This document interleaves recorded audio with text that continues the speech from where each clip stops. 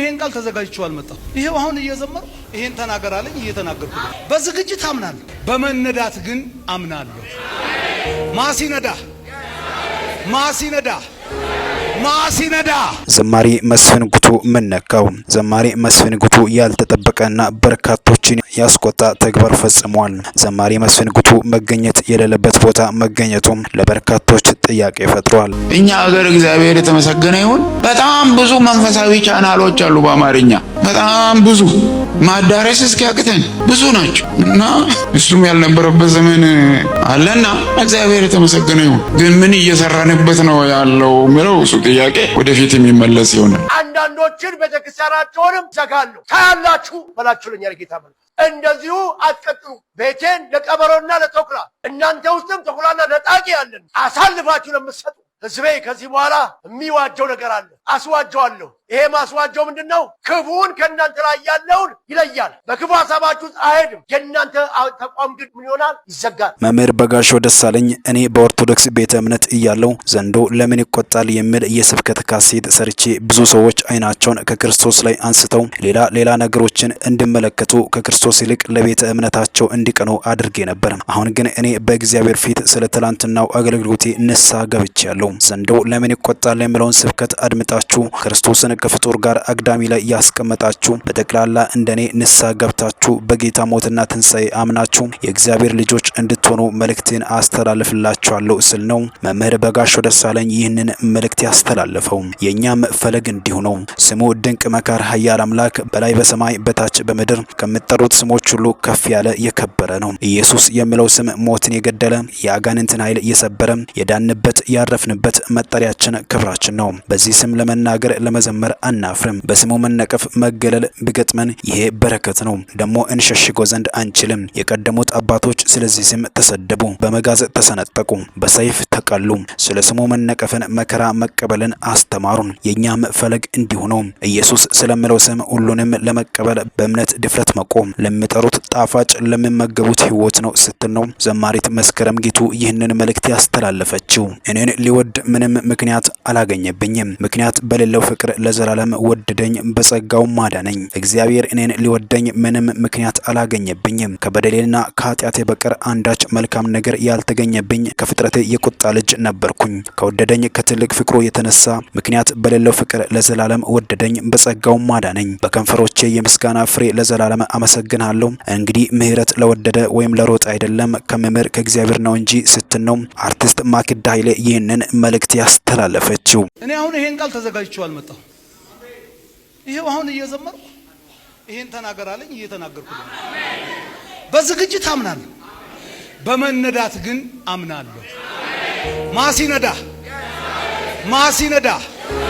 ማሲነዳ ስለዚህ መዝሙር 19 ቁጥር 1 እግዚአብሔር በመከራ ቀን ይስማ።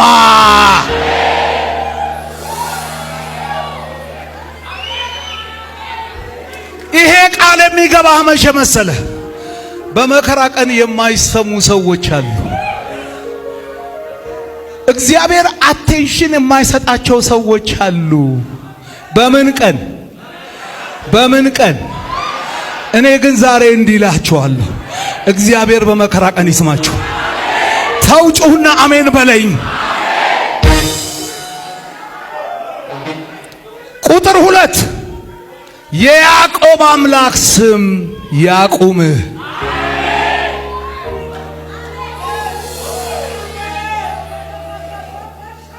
የያዕቆብ አምላክ ስም ምን ይበልህ?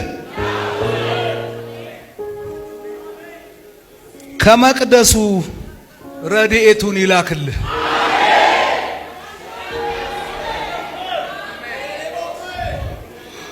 ከጽዮንም ያጥና ቁርባንህንም ሁሉ ያስብልህ። የሚቃጠል መስዋዕትህን ያለምልምልህ። አሁን ጩኻችሁ አሜን እንድትሉኝ እፈልጋለሁ።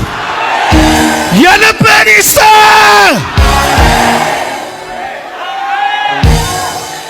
ኧረ ተው አሜን በለኝ። አሁንም ስጋ ለባሽ ሁሉ እንደ ሳር ነው፣ ክብሩም ሁሉ እንደ ሜዳ አበባ።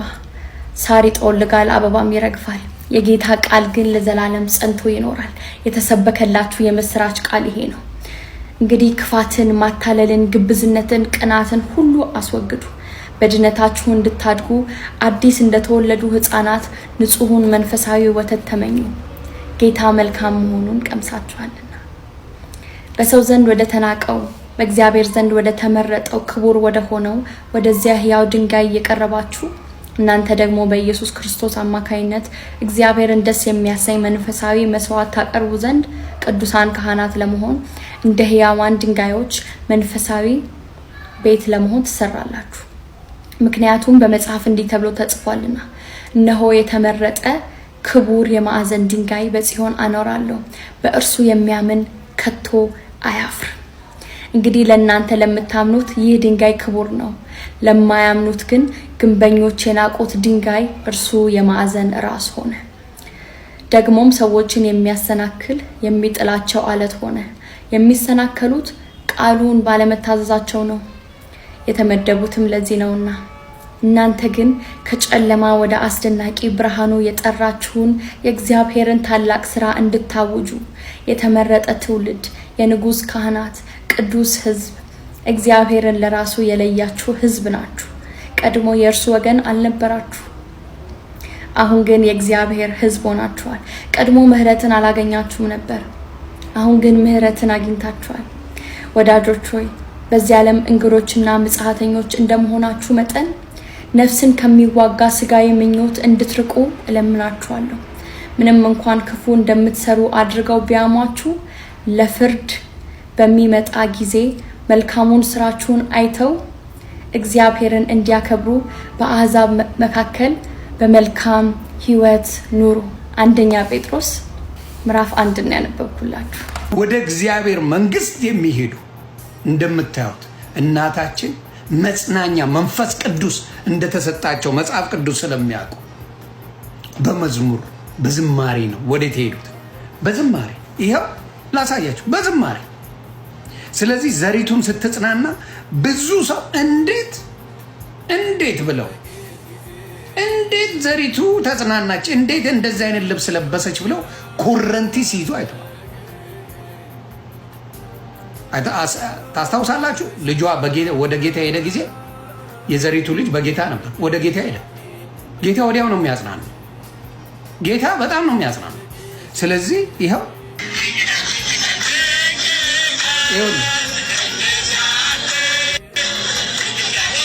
ለመላው ክርስትና እህትና ወንድሞቼ አድርሱልኝ። እችን ሴት የወደዳችሁ በሷ መዝሙር የተባረካችሁ ከልብ ያገዛችኋት እናቷ እህታችንም ናት፣ እናታችንም ናት። ስለዚህ ለዚች እናት እርዳታ መደረግ አለበት። ለዚች እናት መጽናኛ እርዳታ አድርገን እኛ ልጆችሽ አለን፣ ልጅሽ በጌታ ብትሆንም እኛ ከጎንሽ ነን ብለን እችን እናት የገንዘብ እርዳታ ማድረግ አለብን። እናቷን እኛ ከጎኗ መቆም ማሳየት አለብን። እቺ እናት በማ እንዳትቸገር ምናልባት እናቷን የምትረዳ ናት። እቺ እህታችን የሚዬ እናቷን በእርግጠኝነት ትረዳለች፣ እናቷን ታግዛለች። እናትየው ደግሞ በእድሜ ገፋ ያለች ናት። ክርስቲያን የሆናችሁ በሙሉ የእሷ የቅርብ ወዳጆች በእናቷ ስም አካውንት ከፍታችሁ በእናቷ ስም እንድንባረክበት ለእናቷ ምን ማድረግ አለብን? ማገዝ አለብን። እናት በጣም ስለምትጎዳ እቺን እናት አለ እኮ ሀዘን እኮ አለ። ሀዘን የላትም አይደለም። ልጅን የሚያህል ነገር ማጣት በጣም ከባድ ነገር is hard። ስለዚህ እቺን እናት አደራ ከጎና ያላችሁ ሰዎች የእናቷን የባንክ አካውንት እንፈልገዋለን። እናታችን እንድትጽናና ህይወቷ እንዲቀየር ክርስቲያን የተባለ በሙሉ መረባረብና እቺን እናት ማገዝ አለበት። እቺን እናት ማገዝ አለብን። እኔም ኃላፊነት አለብኝ። ሙሉ ክርስቲያን የተባልክ እቺን እናት በደስታ እንድትኖር የማድረግ ኃላፊነት አለብን። ስለዚህ የልጇን ስም የልጇን ዝማሬ ለጌታ ያበረከተችው እኛ የተቀደስንበት መዝሙሮቿን ገስዋ እናቷን ትልቅ ቦታ አድርሰን ነው ምንም እናረጋው እናቷን ምናስደስታ። ስለዚህ ያንዳንዳችሁ ክርስቲያን የሆናችሁ የእናትየውን ስልክ ፈልጋለሁ የእናትየውን ስልክ ስጡ። አይ ነው እናትየው አልጠየቀችም፣ ጌታ ምስክሬ አልጠየቀችም። ይሄ እኔ ሐሳብ እንደ ሰው ልጅ የምታስበው ስታመሰግን ስታይ እምባዬ ነው የመጣ። እግዚአብሔር ሰጠ፣ እግዚአብሔር ነሳ፣ እግዚአብሔር የተመሰገነ ይሁን ይላል እዩ እና ልጇን አታ ጌታን ስታመሰግን አስባችሁታል ወይ? ወንዱ በብዛት የምንራገም ነን፣ በብዛት ጌታን የምንክድ ነን። ልጆቻችንን ስናጣ የሆነ ነገር ስናጣ እንኳን ልጅ አይደለም የሆነ ነገር ቢበላሽብን ጌታ የሚባል የለም ብለን ስሙን የምናጠፋ ነን። ግን ይቺ እናት ጌታን ስትባርከው ሳይ ስትዘምር ሳይ በቃ ወደ ጌታ ሄዳለች ብላ ስትዘምር ሳይ እጅግ ልቤ ተነክቷልና ክርስትና ማለት ይሄ ነው። በስጋ ለጥቂት ጊዜም ቢሆን ከኛ ጋር በመለየቷ ውስጥ ያዝናል። በዘማሪት የምስራች ለቤተሰቦቿ፣ ለዘመዶቿ፣ ለወዳጆቿ ሁሉ መጽናናትን እመኛለሁ። ነገር ግን እኛ ሁላችንም ተጓዦች ነን። እዚህ ምድር ላይ ስንኖር ባለ ድንኳኖች ነን፣ ጊዜያዊ ነን። ነገር ግን ከኢየሱስ ጋር የሚጠብቀን ውብ የሆነ የአባታችን የምንኖርሰው ሌላ ቤት አለ። ያንን ቤት ሁላችንም እንናፍቃለን። ለኛ ህይወት ክርስቶስ ሞትም ጥቅም ነውና ጴንጤ ስትሞት ምን እንደሚባል ታውቃላችሁ? ወደ አምላኳ ሄደች። ጴንጤ ሲሞት ወደ አገለገለው ጌታ ሄደ፣ ወደሚወደው ጌታ ሄደ፣ ወደሚወደው አምላኩ ሄደ። ምክንያቱም እኛ አዲስቷ ኢየሩሳሌም በአምላካችን የተሰራልን በአምላካችን በክርስቶስ ኢየሱስ የተዘጋጀልን የዘላለም የምንወርሰው ቤት አለ። እኛ ወራሾች ነን በክርስቶስ ኢየሱስ። ስለዚህ ሌሎች ይህንን ቤት ለመውረስ ያልተዘጋጁትን ይህንን የዘላለም መንግስት ሊወርሱ ያልተዘጋጁትን ወንጌልን በመስበክ ክርስቶስ ኢየሱስን በመስበክ እናምጣቸው። አብረን እንሂድ ወደ አባታችን ቤት። ክርስቶስ ኢየሱስ መግቢያው በር ነውና ወደዚህ ቤት መውረሻው መንገድም እውነትም ሕይወትም እሱ ኢየሱስ ክርስቶስ ብቻ ነውና ይህንን ሕይወት መንገድ እውነት በር የሆነውን ክርስቶስ ኢየሱስን በመስበክ አብረን ከሌሎች ወንድሞቻችን ጋር እንግባ ወደዚህ መንግስት። ስለዚህ ኢየሱስን ስበኩ፣ የክርስቶስ ኢየሱስ ኑሩ። እዚህ ጋር ገንብታችሁ እዚህ ጋር ሰርታችሁ አከማችታችሁ የምትኖሩበት ምንም ነገር የለም። እዚህ ምድር ላይ ስንኖርና ጊዜያዊ ነን፣ ባለ ድንኳኖች ነን፣ ቋሚ ነዋሪ አይደለም። እንደ ቋሚ ነዋሪ አትኑሩ። እግዚአብሔርን አምልኩ፣ እግዚአብሔርን ከፍ አድርጉ፣ እግዚአብሔር ለፈጠራችሁ ዓላማ ኑሩ፣ ክርስቶስን ስበኩ፣ ለእግዚአብሔር ኑሩ፣ በፍቅር ተመላለሱ፣ ወንጌልን ስበኩ። እኛ ሀገር እግዚአብሔር የተመሰገነ ይሁን በጣም ብዙ መንፈሳዊ ቻናሎች አሉ በአማርኛ በጣም ብዙ ማዳረስ እስኪያቅተን ብዙ ናቸው እና እሱም ያልነበረበት ዘመን አለና እግዚአብሔር የተመሰገነ ይሁን። ግን ምን እየሰራንበት ነው ያለው የሚለው እሱ ጥያቄ ወደፊት የሚመለስ ይሆናል።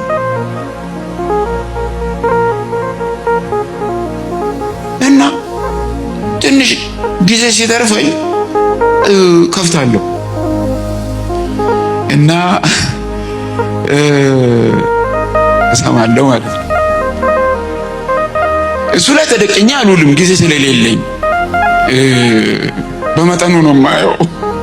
እና ግን ከዚያ ተነስቼ ወደ መጽሐፍ ቅዱስ ስመለስ የተለየ ነው የሚሆነው።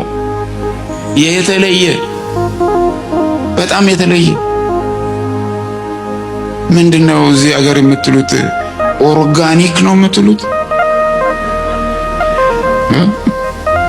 አዎ በጣም ሄልዚ፣ በጣም ጤናማ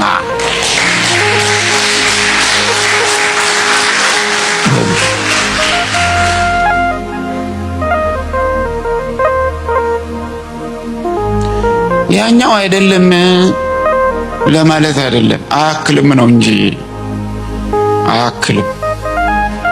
እርግጥ አንዳንዱ ሙሉ በሙሉ ላይሆን ይችላል ጤናማ፣ የሆነ ነገር ተደባለቀበት ሊሆን ይችላል። እንደው አይ ደህና ነው ይሄኛው እንኳን የምትሉት ይሄን አክልም በጭራሽ። ስለዚህ ሰፊውን ጊዜ ለዚህ ስጡና የሚተርፈውን ትንሽ ጊዜ ለዛኛው ስጡ። የቤተ ክርስቲያን አስተማሪዎች ሐሰት የምትናገሩ፣ በሐሰት የምታስተምሩ በተደራጀ በአሜሪካም በአውሮፓ ባሉ ሰዎች በገንዘብ ስጦታ ልጆቼንና ምድሯ ላይ ያለው ወንጌል የሸጣችሁ እናንተ የሐሰት አስተማሪዎች ያቆማችሁትን ድርጅትና የመሰረታችሁበትን መንገድ ጌታ እዘጋለሁ ይለኛል። እዘጋለሁ። አንዳንዶችን ቤተክርስቲያናቸውንም እዘጋለሁ። ታያላችሁ በላችሁ ለኛል ጌታ መንፈስ። እንደዚሁ አትቀጥሉ። ቤቴን ለቀበሮና ለተኩላ እናንተ ውስጥም ተኩላና ነጣቂ ያለና አሳልፋችሁ ለምትሰጡ ሕዝቤ ከዚህ በኋላ የሚዋጀው ነገር አለ። አስዋጀዋለሁ። ይሄ ማስዋጀው ምንድነው? ክፉን ከእናንተ ላይ ያለውን ይለያል። በክፉ ሐሳባችሁ አይሄድም። የእናንተ ተቋም ግን ምን ይሆናል? ይዘጋል። መንግስታት፣ ነገስታት የረዷችሁ ቢፈልጉ እንኳን አይችሉም። እኔ ጣልቃ ገብቻለሁ ይለኛል ጌታ። በጎቼን አስጥላለሁ፣ መንጋዎቼን አስጥላለሁ ከቀበሮና ከተኩላ። የእናንተ መሸፈኛ መኪናችሁ፣ ቤታችሁና ትልልቅ ጃይንት ቸርቾች ስላላችሁ አይደለም። አሁን ግን ተነስቼ መጥቻለሁ። እግዚአብሔር ለኛ ቤቴን ልጆቼን አድናለሁ።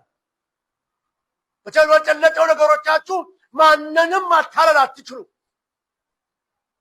የአሜሪካንም የአውሮፓም በዚህ ክፉና መጥፎ ሐሰት ውስጥ የሚያሰምሯችሁና ምንዳና ገንዘብ የሚሰብሩላችሁ አያስጥራችሁም። እኔ እግዚአብሔር መጥቻለሁ። ኢትዮጵያን አጸዳለሁ። መንፈሳዊ አካሄዶችን በሙሉ አስተካክላለሁ። ከዚህ በኋላ አታላይ፣ አጭበርባሪ፣ ሐሰኛ ነቢያት አትቀጥሉም። መንገዳችሁ ይዘጋል። ትናንትና በሐዋርያቶችና በነቢያቶች እንደተጠቀምኩኝ አሁንም በአዲስ አበባና በአዲስ አበባ ዙሪያ በመላው ኢትዮጵያ የስህተትና የሐሰት ትምህርቶች የተደራጃችሁበትን ድርጅት ሁሉ እዘጋለሁ። ዋና መንቀሳቀሻቸው ሆነውን የገንዘብ ኃይል አስቆማለሁ። የብልጽግና ወንጌላችሁ ይቆማል። ድሃንና ድሃን የኮናችሁበት ወንጌል ይቆማል ይላል የሠራዊት ጌታ እግዚአብሔር።